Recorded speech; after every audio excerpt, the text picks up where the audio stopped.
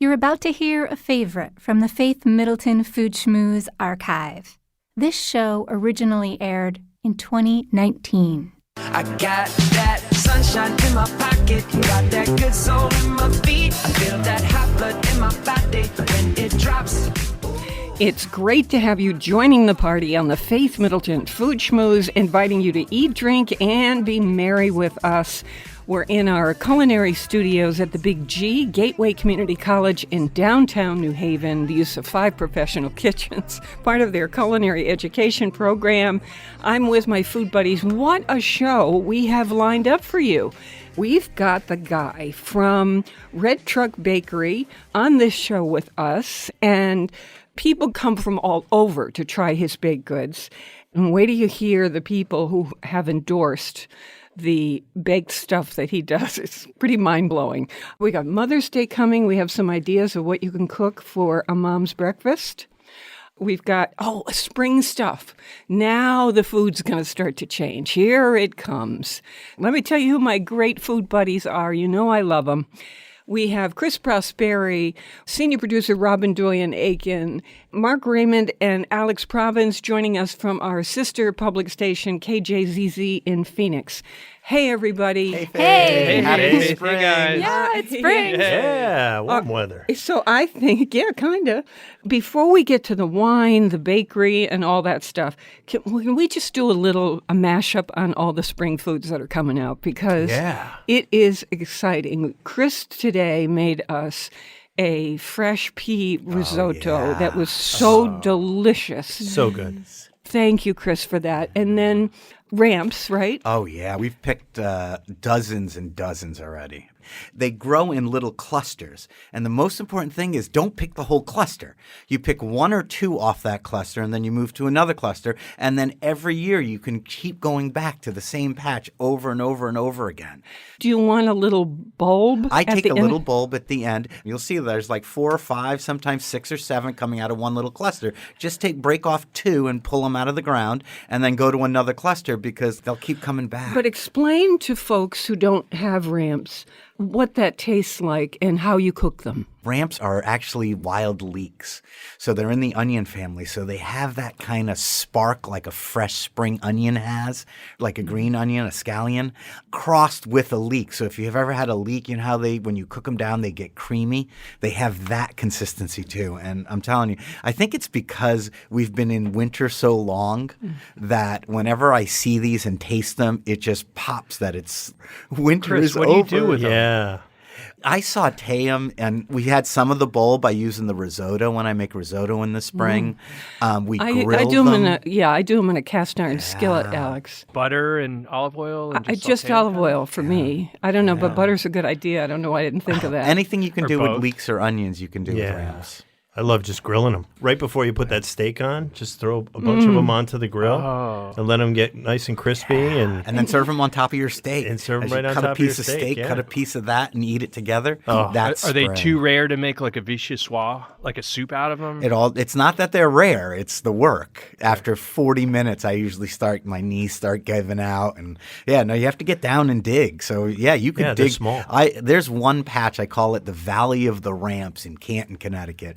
And it's as far as the eye can see. You could literally pick there for days if you wanted to. There's so He many. will not tell where this is. I will not. Yeah, no.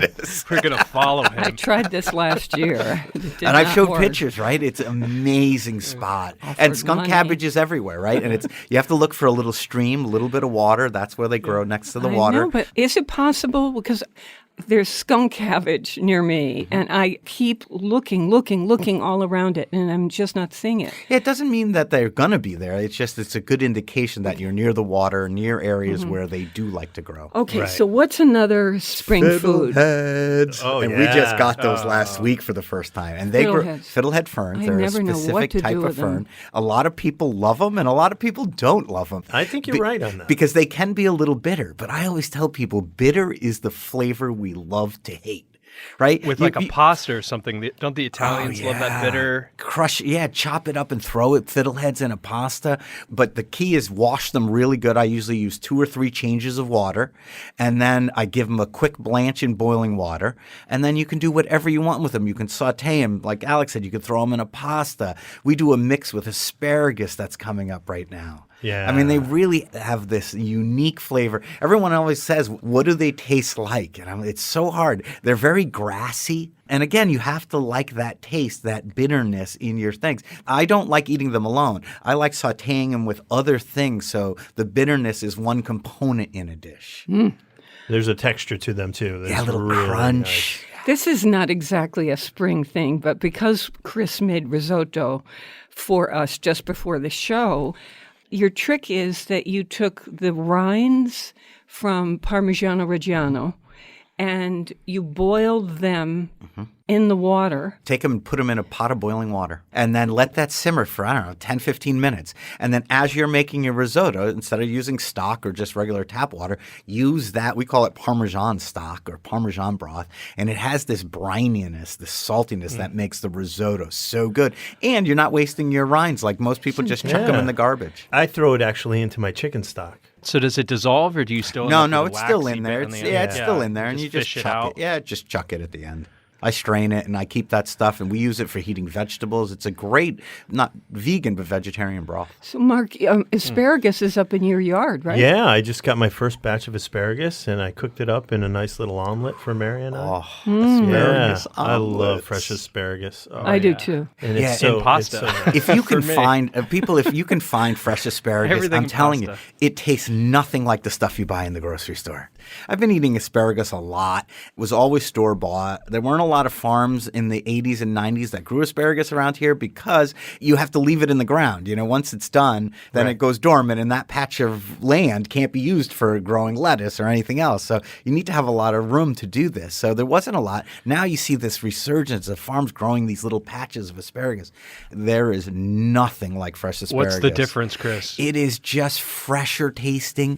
got It's a brightness to juicier. it. The fresh stuff is like 10 times stronger in flavor and juiciness and crispiness. I see it growing sometimes on the side of the road. Oh, wild asparagus. Yeah, that's even Now, better. does that Really? taste... Where do you see that? Because I want to go Yeah. get it. I know. It's a Very place rare. in Branford. I'll trade you secrets. Just oh, Look at her. I found it. You That's bet. rare. The asparagus Rare to finder. find asparagus. I think it grew out of the yard, somehow either under or over the wall Nice. of these people's home, and now it's on the outside of the Oh, you should wall. go pick some. I looked and I thought, well, that's probably still not legal, because it's still technically their asparagus, but I wanted to pick it in the worst way. There's some lady in her yard. Leave $1 in the mailbox. There you go. Yeah. Thank out you of for my the fresh yard, asparagus. Okay, so how do you cook yours when you make asparagus? Lately, I've been roasting it in the oven, but I love to grill it too. When I get the wood-fired grill going, whatever vegetables, fresh vegetables I have around, they're going on that grill. I love my asparagus with just That little char. Yeah, that little char on the tips where it gets crispy almost and smoky. Oh, And absolute asparagus is one of those vegetables that, depending upon how you cut it, impacts, I think, the enjoyment of eating it. Like Matt will always cut it at a diagonal and then kind of like slice it down Fancy. the center. And it's better presentation, but I think it tastes better too. I don't know. I love wrapping it in prosciutto. I even go buy the store-bought prosciutto in the package, that's already sliced for you. And that's fine for this use. Everyone loves the pencil asparagus. I love the thicker big, ones, fat yeah. ones. Jacques Pepin says that, Chris. Oh, they have he so said, much "Why flavor." why do Americans want thin asparagus? That's a waste." He said, "It's not better. No. You get the fattest asparagus you can Yes. get." That's So where all the They're flavor tender. I learned a is. lot from him on that one. Well, I think I have the biggest asparagus out here in Arizona. Yeah, So we what's have growing there? Oh, Well, we see. have blue agave, and they only flower once in their lifetime, and at around 25 years or so, they'll send up this like Dr. Seuss telephone pole size asparagus. It'll grow like feet a day. I'm almost not exaggerating, so I'm going to send you a picture. I don't think you can eat it. I have to see this. Mark can tell you, If you have asparagus in your yard, you can watch it grow. It'll just peek its You'd head have to out be in pretty the morning. bored, I think, to do that. No. If in the morning you'll see it's popping its head out of the ground, and by 2 o'clock it's a stalk. Right. That's how fast it grows. It's amazing vegetable. Okay, let's do a little Mother's Day stuff. It's right around the corner, and we want to brainstorm some ideas if you're going to cook Mom breakfast. Mark, what do you make for Mary? Well, Mary loves eggs, so I would probably make a frittata, some sort of fancy frittata. Speaking on the asparagus, I would probably grab some of the fresh asparagus. I always have some roasted peppers in the fridge, so I'll slice up some roasted peppers and then probably throw in a little bit of goat cheese. Yeah, you have this beautiful frittata. That sounds delicious. Yeah. What's another thing that we could I'm do? going with waffle. I don't know why. that's yeah. good. And remember, we had Bruce Weinstein on the air not that long ago. He had a recipe in one of his books for cauliflower waffles. Oh, yeah. And let me tell you, you crack a fried egg on top of a cauliflower waffle, and that is heaven. That sounds perfect. Absolute. Fry the egg in a pan in a little butter. Make the cauliflower waffle, which is just shredded cauliflower, an egg, a little bit of cornstarch, and some cheese. And you make that batter, and you put it in the waffle iron. You boom, set it and forget it until the light changes, and then take it out, and you take that fried egg, sunny side up, and put it right on top. Oh, man. Robin, I'm ready to go. What do you like to have? My tradition at my house, I have a 15-year-old daughter, Violet, and a 10-year-old son, Evan. They like to cook for me, and people can't see me, but I'm saying cook with quotes, air quotes. So they come and cuddle me in bed and usually make me some toast. Some years it's just been cereal with some little flowers and my Mother's Day cards. And some years, if they're loving me a lot that year, I will get like a fancy toast. Which With means stuff like, on it. Yeah. with stuff on it. Cinnamon and sugar. Yes. Oh, boy. So really, It's like a report card. is Yeah. what it- every year And I you look forward love to my it. toast. That's so funny. That's adorable. Yeah. So breakfast in bed and homemade by a couple of kids who can sort of, work the toaster. Yeah. Who cleans up? Oh, they do, of course. I'm staying in bed until brunch. Nice. Yeah. Okay. I think I would like lemon ricotta pancakes. Oh, yeah. Oh, It's yeah. very light. I love pancakes. There's a place in Bridgehampton, New York called Topping Rose, and it's a Jean-Georges restaurant. It's the first time I've had lemon ricotta pancakes, Sounds so and I good. almost fell off my chair. And if I don't have those, I would like to be served a cheese souffle. Oh, nice. Oh, that's good. That would be hard for someone to make, I think. I don't have the courage to request them. Okay, Alex, have you made anything for your mom? I mean, what about just really good blueberry pancakes? Yeah. I mean, Goes in like Right? that. Yeah, Yeah. moms love that. Oh, really okay. good maple syrup. Also, back to eggs. If you can find really fresh eggs, nothing's better than like a minute egg with a little bit of kosher salt on top on a pretty dish with a fresh squeezed glass of orange juice. Simple Yeah. with a little bit of toast. I mean, it's Yeah. so elegant, I think, and fun. Yeah, you'd still make someone feel special serving that. Also, I think if you're taking somebody out, great time to go on the water. Drive down to the shoreline, right? To the sound. On a nice So day. pretty. Yeah. Mother's Day lobster rolls. Oh, yes. Just saying. Yes. Can I change my order? Yeah. Forget All the right. pancakes.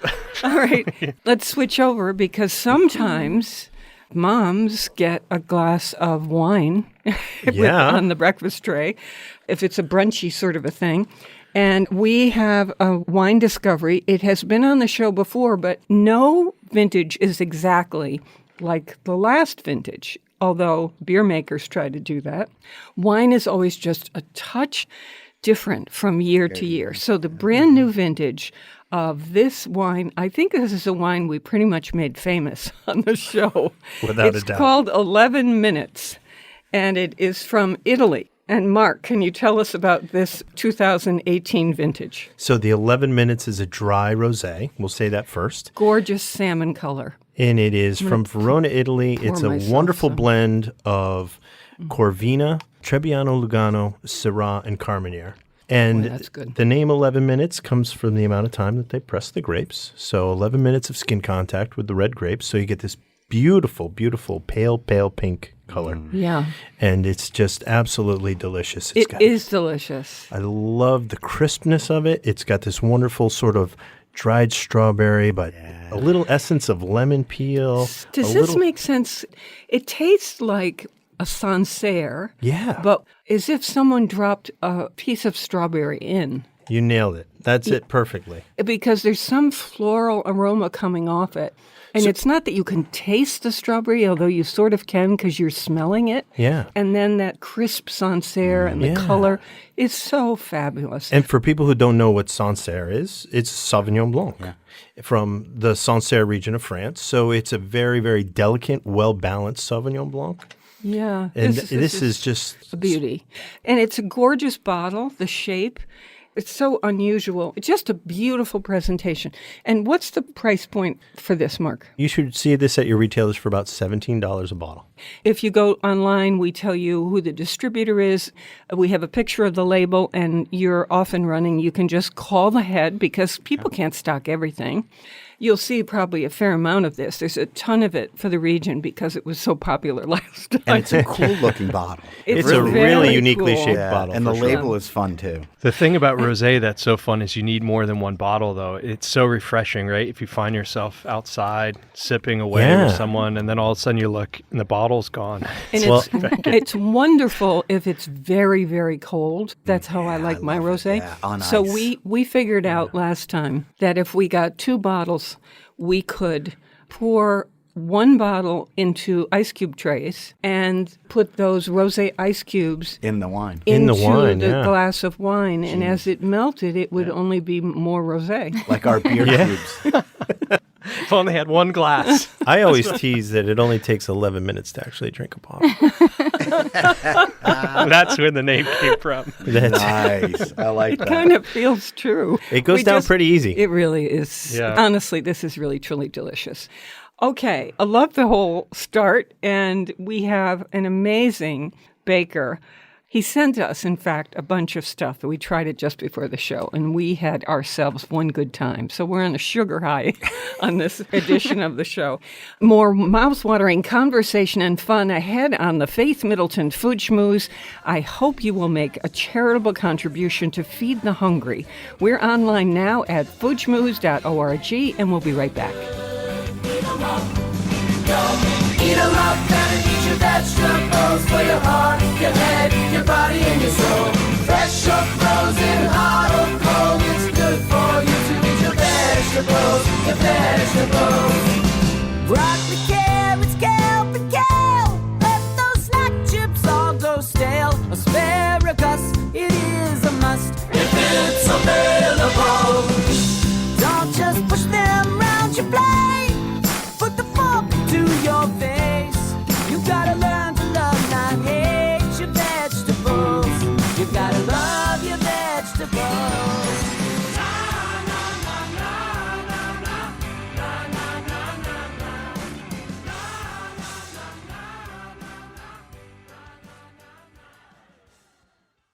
You're listening to a rebroadcast of the Faith Middleton Food Schmooze. This show originally aired in 2019. Beans and cornbread. Beans and cornbread. Beans and cornbread. Beans and cornbread had a fight. Beans knocked cornbread out of sight. Cornbread said, now that's all right. Meet me on the corner tomorrow night. I'll be ready. I'll be ready tomorrow night. I'll be ready. I'll be ready tomorrow night. I'll be ready. I'll be ready tomorrow night. That's what Beans said to cornbread. I'm Faith Middleton. You can sign up for our free podcast, meaning a copy of the show, and it arrives in your inbox every week, and you can listen whenever you want. You listen on your schedule. Get the podcast wherever you get your podcasts. I'm with my treasured food buddies, Chris Prosperi, chef and co-owner of Metro Beast Restaurant in Simsbury, Connecticut, wine broker Alex Province, Mark Raymond, all senior contributors, and our senior producer, Robin Doyen-Aiken. First, I wanted to ask, what do you all drink rosé with? Oh, okay. So for me, rosé is outside. So you got to have it chilled. And then what I like to do when I have friends over is I do like a charcuterie plate. Sliced prosciutto, some salami, fresh figs, vegetable salads, all stuff you can kind of pick at, olives, that kind of thing. And I put it on this huge board that a friend of mine made me. Everything makes the wine change in flavor. You have a piece of prosciutto on a little cracker, you taste the wine, it tastes one way. You put an olive in your mouth, and it's just a fun way to enjoy it. Mark, what about you? For me, I think seafood. Sushi is a fun little way to have it. I love it with oysters. We had some friends over the other day, and we served it as a first course.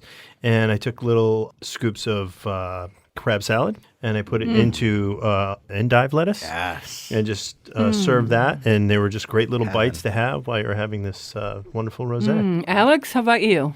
I have mine with a beach. The beach, yes. Yeah.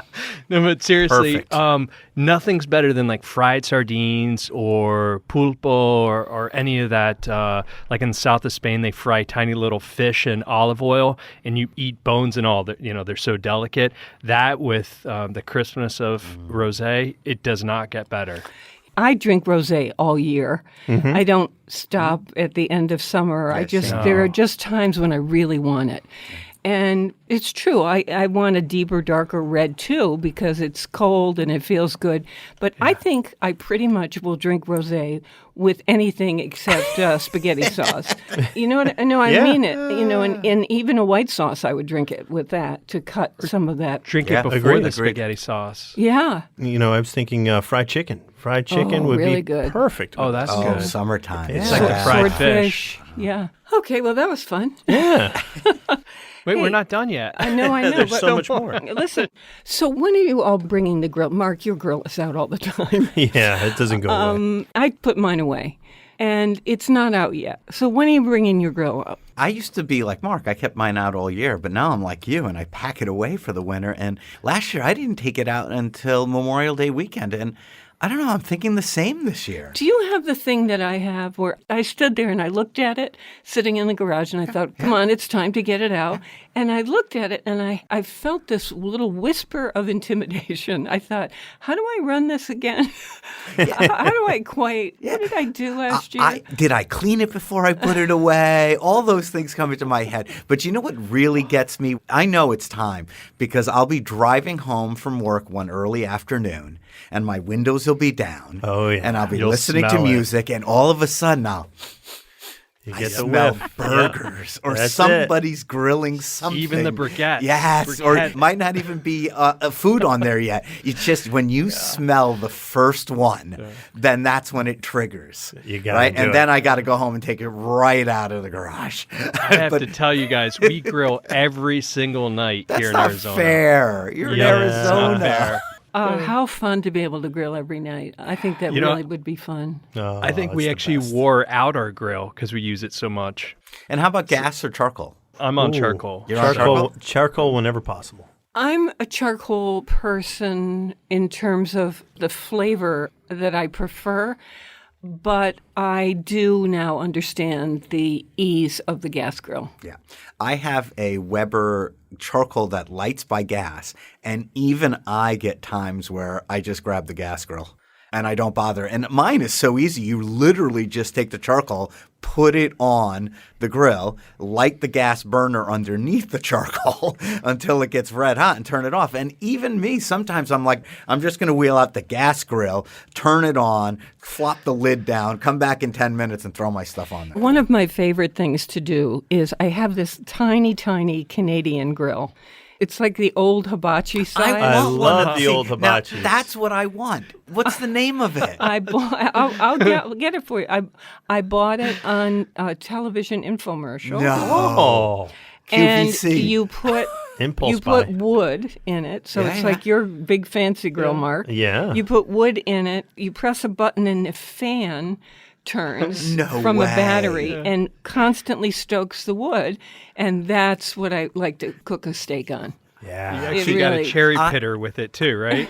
I just remember my parents. Faith Middleton is just like everyone else. I remember my parents having a hibachi. And not just one, you got two of them. Yeah. Faith, this is why I don't like my big charcoal grill, because sometimes I'm just grilling 2 steaks or 2 pieces of fish. And my Weber, it's a regular barrel-sized grill that the gas is underneath and you put the charcoal. And it just what do you seems want? so You want a much hibachi? work. I just want the old hibachi where you used to take the thing. Take them out of the car and Yeah, you'd stop on the roadside. No, we had them on our stoop in New York. Oh, You yeah. could take Go the thing online. everywhere. There must Can be you 1,000 them? hibachis. Oh, yeah, you can. There Because have to be. it would And use if you order now, Chris, 6 easy favorites. No, because it used, 2 cups of charcoal, right? Yeah. And it took literally 5 minutes to get going. And what were they, like 9 by 9 yeah, squares? little grates. With handles on them, and you could But 3 I different have- levels. I have a little round one that you take to the beach, that I take to the beach, and just do a kind of crazy thing, go down to the dock and get a fish and just cook on the beach. And you can buy those in any hardware store, Chris. A little round one that's, 12 inches Okay. across. I remember as a kid lighting that thing up in the morning. We'd run down to the brook, grab some fresh trout. We'd clean them and have them for breakfast because you literally could light the hibachi and get it stoked in less than 10 minutes. what's the first thing you guys are going to grill? Great invention. I think burgers. Yeah. For this year, you mean, when we take out the Yeah. grill? Yeah, it's got to be burgers because nothing tastes better than burgers on a Except grill. hot dogs. Oh, and they get that's good, blistery. too. I love I it. always love when Matt asks, like, how many hamburgers do you want and how many hot dogs? And I always want 2 and 2, but can never finish more than 1 and 1. But it's one of those things that just sounds when you're starving so good. Oh, I know. Yeah. Matt's probably like, well, who's coming over? No one, it's just me. 2 and 2 for Well, me, now please. he knows me too well, so he'll just make 1 and 1. And then, Does he still ask, though? yeah, sure. Do you folks, does everybody getting the grill out, do you go through the routine of the cleaning and the scraping and I just light a fire and just burn everything off and call it a day, pretty much. See what smoke comes That out. was don't my know. house last week. I find that if you give it a good cleaning, you get a lot more out of it for the season. Yeah, I I always end replace up, if I parts. just try to do that Right. burn off thing, I end up with a fire midway through the first month of cooking in it. And there's nothing more That's frustrating the flavor. than when, you got a nice piece of meat or fish or whatever the case may be, and it flames up on you, and it's, then your food's destroyed. And then, And you think it does that because it's not perfectly clean? yeah, you get like a grease buildup on the flavor bars, they call them, and something catches in a corner, and then it just lights all the way across the bar, and you just get a It's mess. funny you call them the flavor bars. that's We've what- been researching them, and so they'll show the technology that the little juice and fat drops onto it and how it atomizes. See, that's why I want the hibachi again. There was none of this, and So then at the simple. end So of the simple to season, you got clean. rid of it, and the next season you got a new one because it was cheap and easy. There was no flavor bars. It was just a little click, and Right over get the charcoal. Yeah, right over the charcoal. Yeah. Life Did they was so work? much easier. It's so 70s, Chris. I know, is. but it's got to be nostalgia, no? Did everyone here have one? Of Oh, yeah. course. Oh, yeah. I used to wrap mine in macrame. Put it away for the winter. Yeah. I think my brothers and I brought ours in the backyard and used it like in the sandbox. It had little wooden feet, right? little Yeah. handles. And people would travel with them in their trunks, and you'd go down to the beach, like down on 85 or Route 2 in Connecticut, and then there'd be these little pull-offs with the picnic tables, right? You're on your way Right. back from the beach, and you'd pull off and pull it out of the And do trunk. people station still wagon, do you think you know? people still do that or no? Put your No. corn, I haven't seen it. your Yeah. corn cob on there. Stand. Right. I know. Life yeah. was simpler. Yeah. If they Let's let get you. hibachis and cook at the beach. I'm going to see if when I go home tonight, that's going to be my mission. I'm going to find a hibachi grill, and I'm going to use that this summer. I think we should put this out to Facebook and see if anybody Hibachi still grill. uses a hibachi. Tell us on Facebook, do you cook on hibachi? And if you do, what do you cook? It's time this summer to bring the hibachi grill back. Let's bring it back. Faith Middleton Food Schmooze is where we are on Facebook. And would love to hear from you about your hibachi experiences. Coming up, as promised, we've got the guy from Red Truck Bakery. We love the local. Please support your local food growers and food makers. You can get our podcast, as you know, at foodschmooze.org, and we'll be right back. I fell Then to a burning ring of fire I went down, down, down, and the flames went higher, and it burns, burns, burns, the ring of fire, the ring of fire.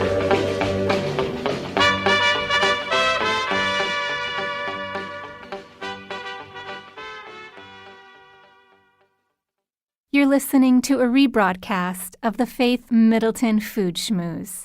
This show originally aired in 2019.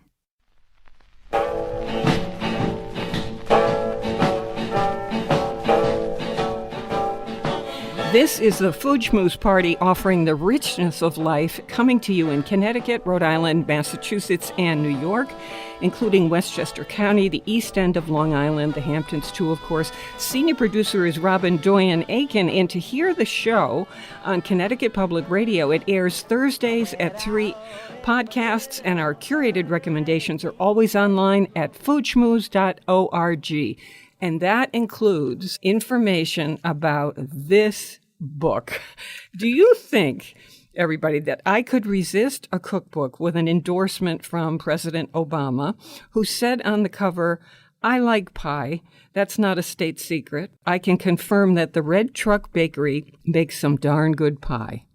There is also a rave from Oprah and Jane and Michael Stern, our buddies here on the show, the Road Food Warriors.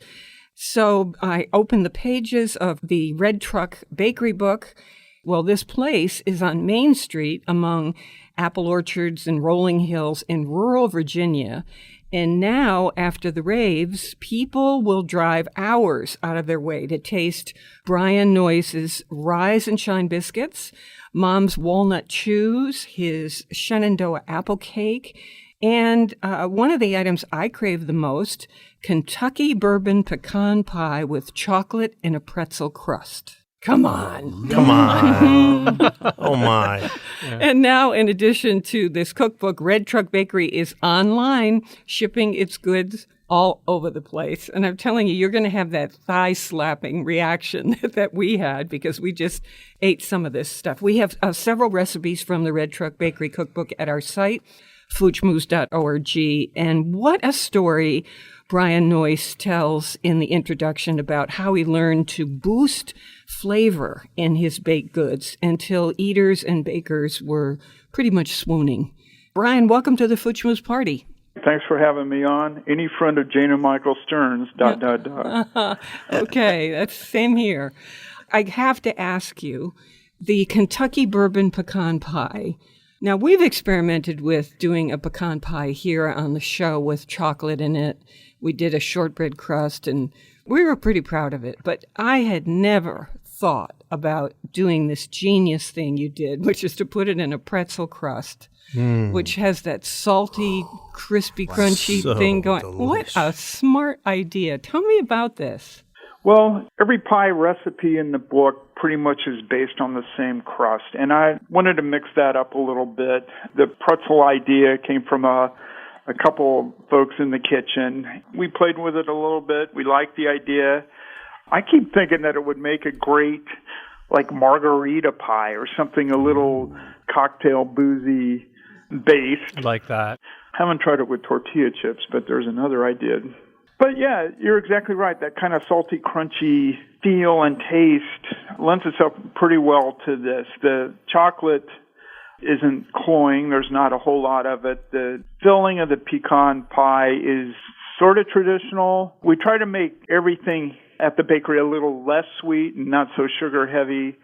Anything with a little bit of bourbon in there, I think, kind of calms it down and mellows it in. Yeah, but there's a secret, I think. You use what's called a smoked sugar.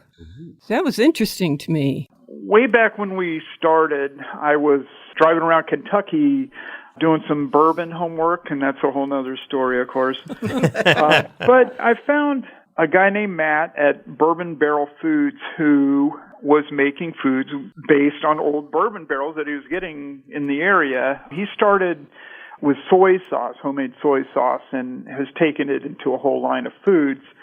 Something that just jumped out at me was his turbinado sugar or chunky sugar that is smoked with barrels or staves that had previously held bourbon. So you get kind of a smoky, sweet, boozy, little extra something in just a good crunchy sugar. And I love that. It kills me that people say there's no pioneering territory anymore. There's nothing to be discovered. Have you ever heard that one? And I look at them and I say, oh, you kidding? In just our world, just the food world. Yeah. Listen to this guy who dreams up this thing using the bourbon barrels to smoke sugar and his soy sauce in the bourbon barrels.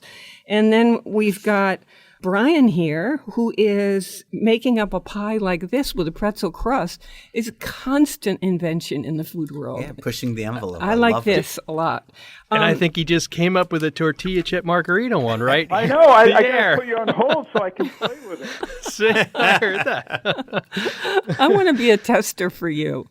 Thank you for letting us post because with Mother's Day coming and everything, there's a barnyard breakfast pie.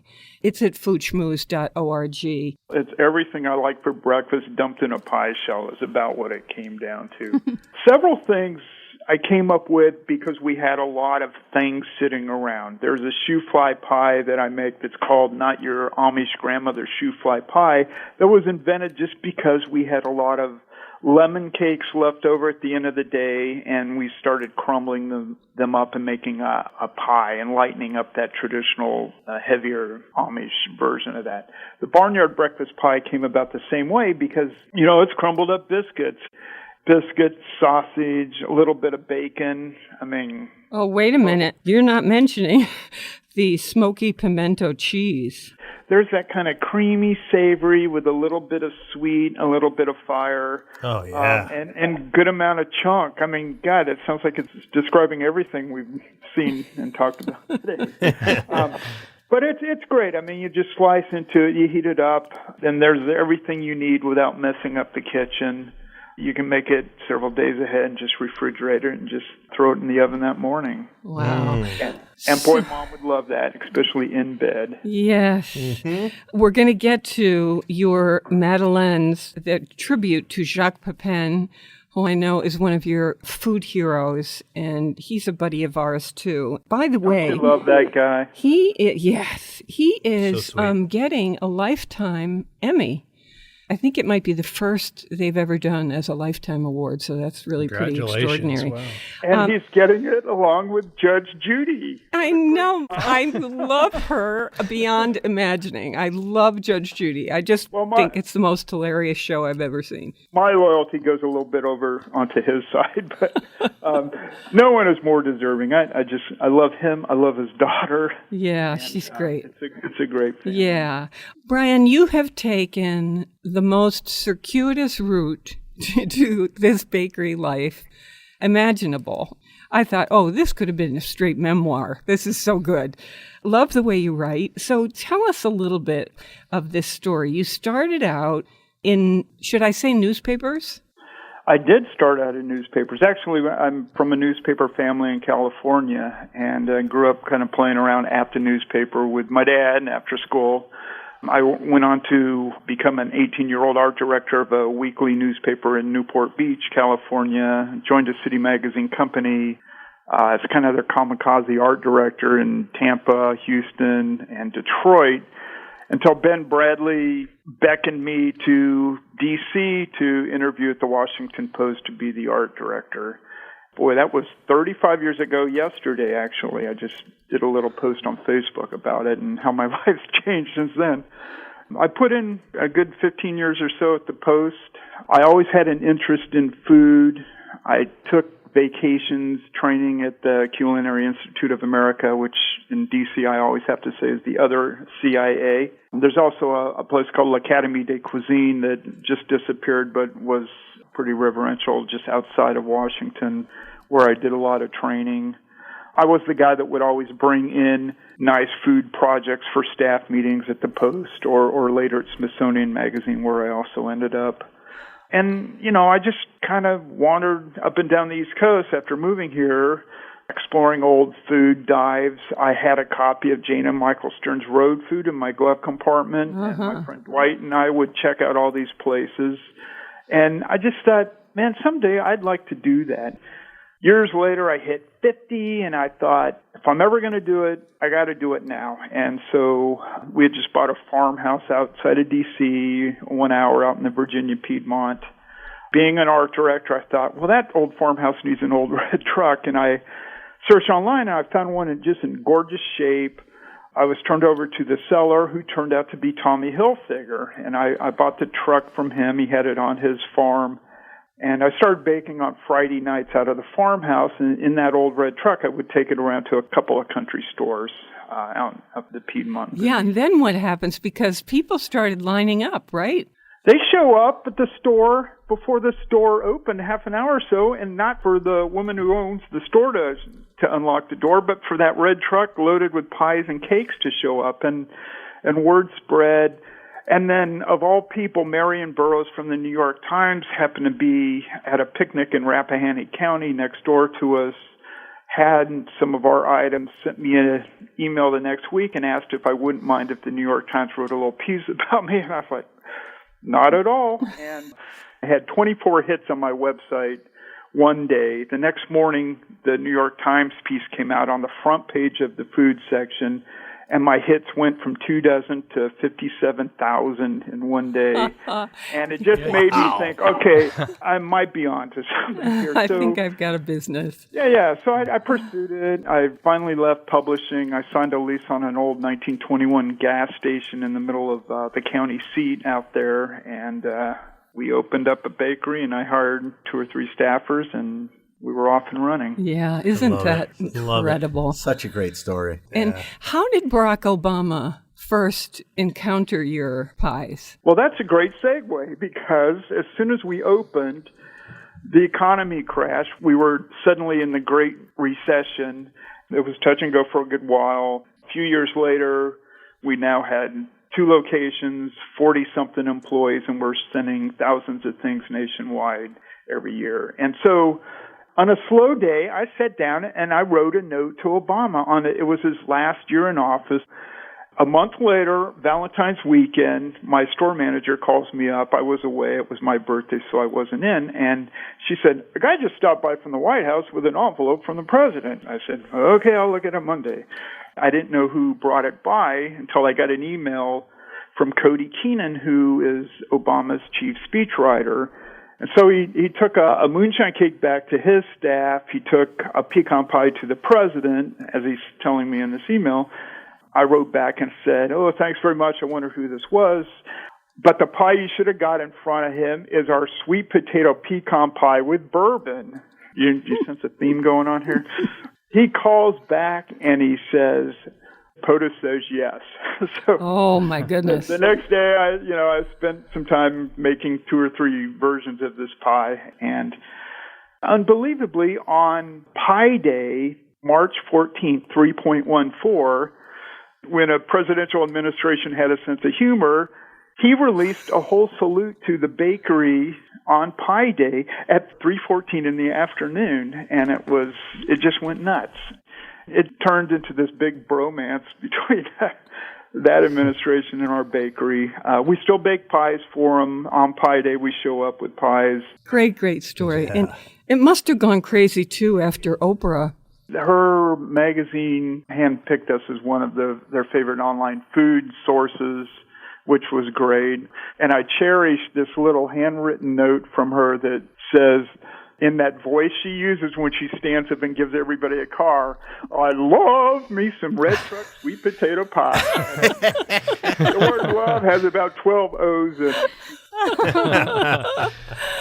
Oh, yeah. It's so great.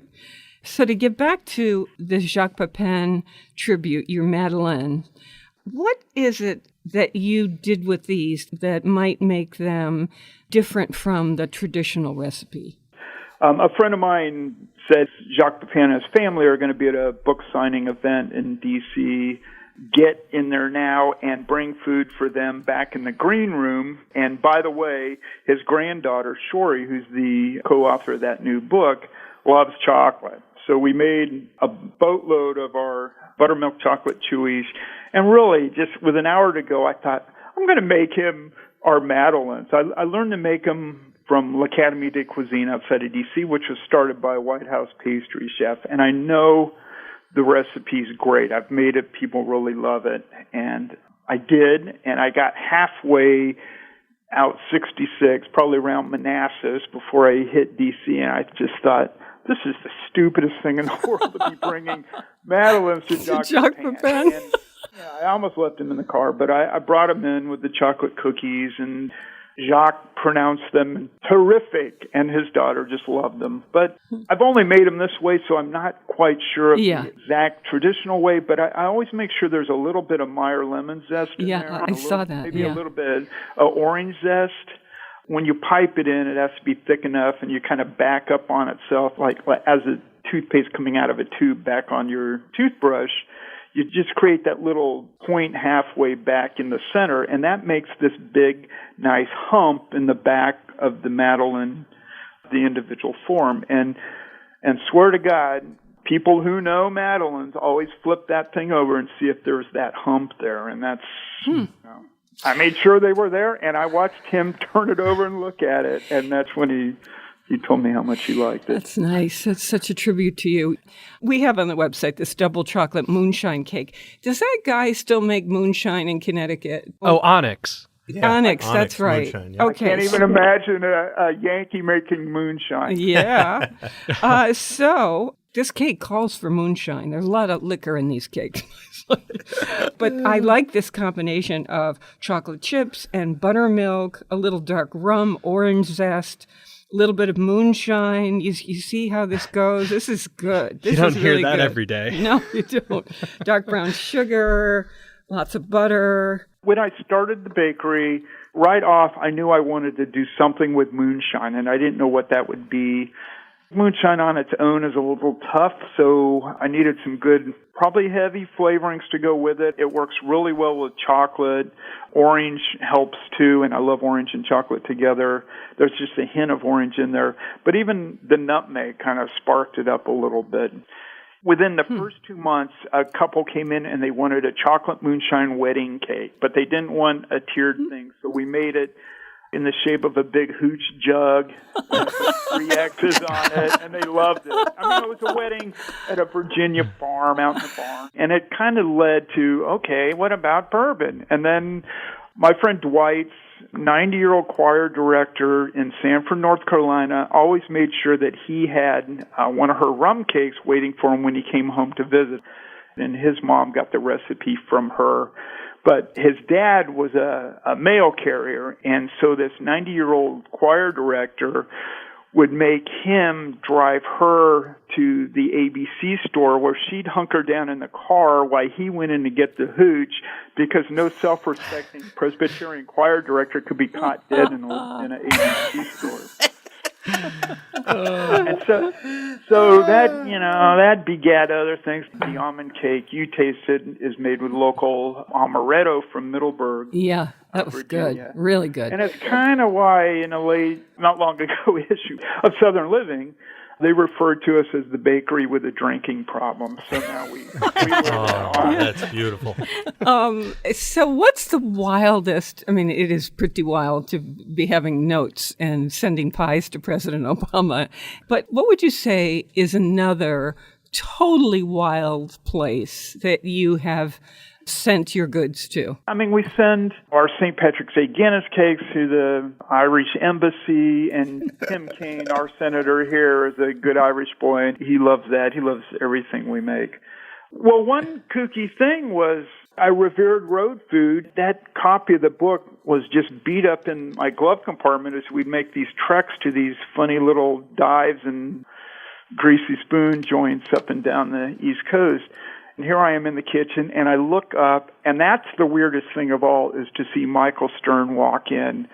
And I just looked at him. I thought, oh, my God, you don't even know how responsible you are for this place. We've gotten to be good buddies, and he and Jane have kind of like shouted across the country about the good things coming out of our bakery. Thank you so much, Brian Noyes, owner and author of this book based on your bakery, Red Truck Bakery in Virginia. It's your cookbook, and they also ship online. Thank you so much for being on the show. Well, I appreciate it. Thanks very much. and never eat more than you can lift. In New Haven, I'm Faith Middleton.